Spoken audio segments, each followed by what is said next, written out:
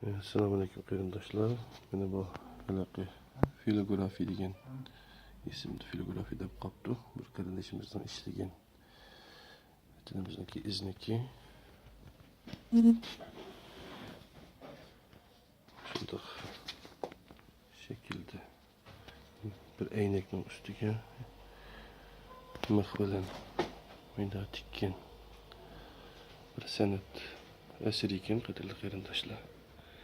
Vatanimizdeki devlet kirpini benim şunda çıraylı işlepti qadrli qarindoshlar.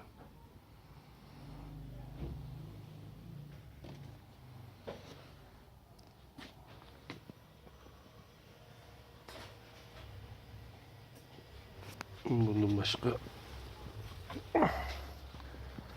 bundan küçük şekilde ikisi iznekim bakken devlet bayrağımız.